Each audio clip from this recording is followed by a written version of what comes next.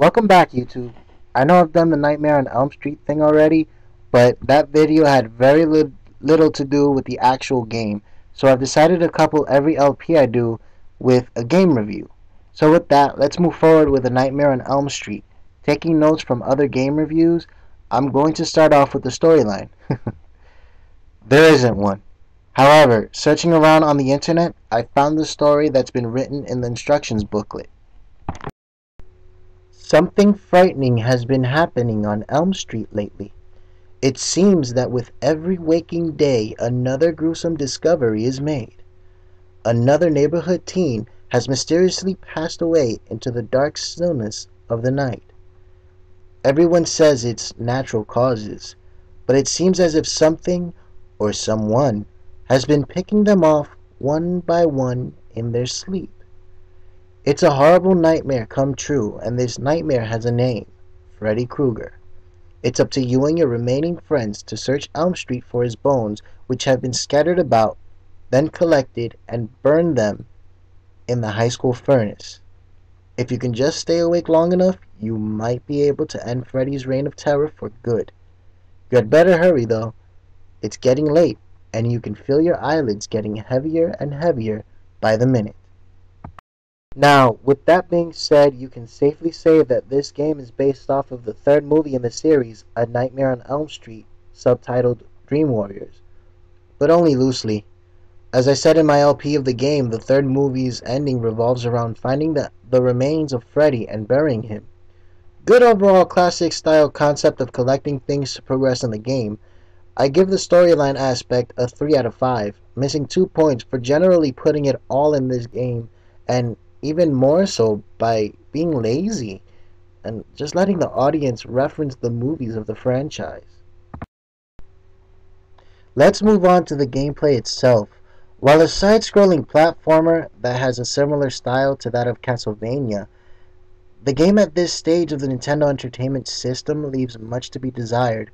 Yes, it has its limitations by today's standards, but the fact that SNES was right around the corner should have pushed for a newer style of gameplay.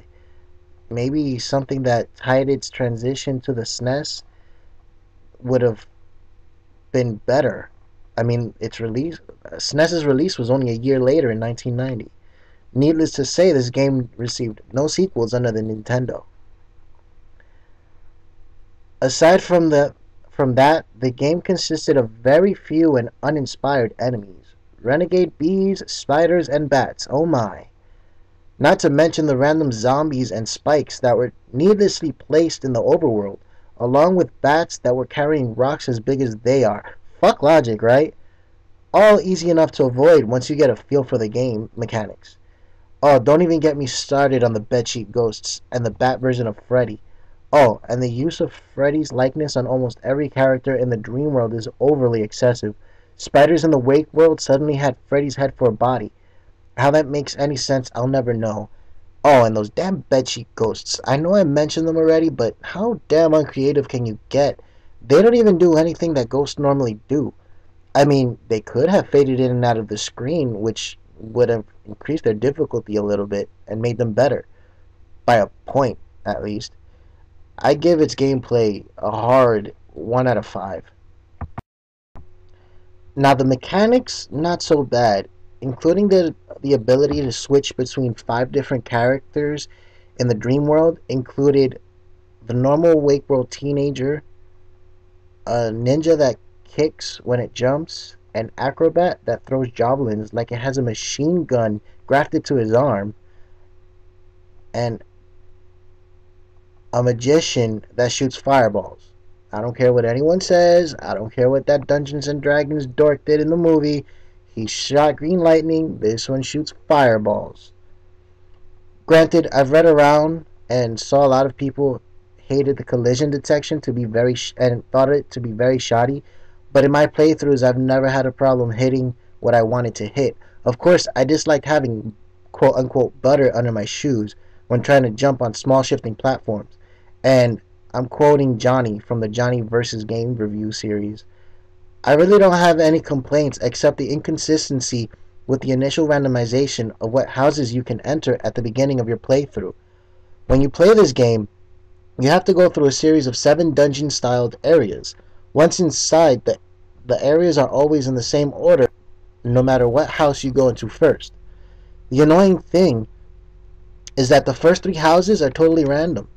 Elm Street consists, in order from left to right, 3 normal houses, Elm Street High School, Freddy's boarded up house, a cemetery, and at the very end, a junkyard. Presumably the junkyard from the 3rd and 4th movies, where Freddy was buried. The order is like so. You enter the first 3 houses, then the junkyard, the cemetery, Freddy's house, and then the school is where you get to cremate the burn victim. It's always in that order, except the first 3 houses is completely random, and you can't enter anything except your next destination. Once you pass the first 3 houses, it's easy, but the first 3 houses are open randomly. There isn't any indication of this either, regardless of the fact that the doors may or may not be opened physically or visually. On top of that annoying aspect of the game, the whole thing is repetitive. You find the first house, you go through it, at the end you fight Freddy's chained hand. You get a key, you go to the second house, you go through it, you fight Freddy's chained head. You get another key, you go to the last house. Once at the end, you fight another piece of Freddy, and so on and so forth. The only thing that's different is the enemies and the dungeons themselves.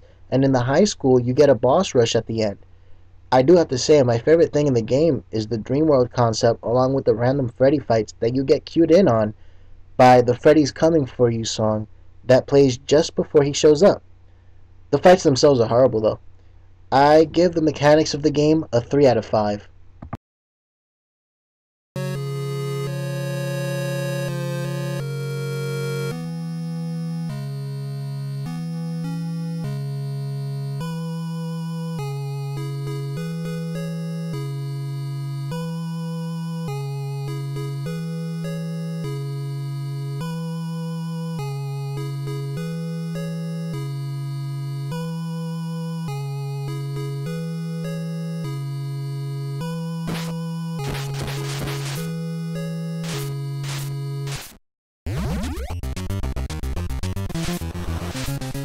I'm not a fair judge on replayability because I'm not one to continue playing a game over and over once I've beaten it the first time.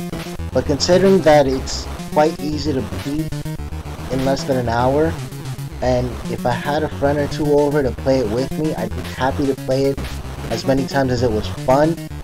A fair judge on its replayability gives it a solid 4 out of 5 in my eyes. So with horrible execution, with the storyline, detestable gameplay, decent mechanics, and high replayability, this game just makes it to its 2.2 out of 5 rating. I love the concept, but its execution and cast needed a hell of a lot of work done. I'd certainly love to see this game given a second chance by being ported to the Wii or Xbox Arcade with a massive facelift. If you guys agree, let me know in the comment section. Feel free to subscribe and rate, and I'll see you next time.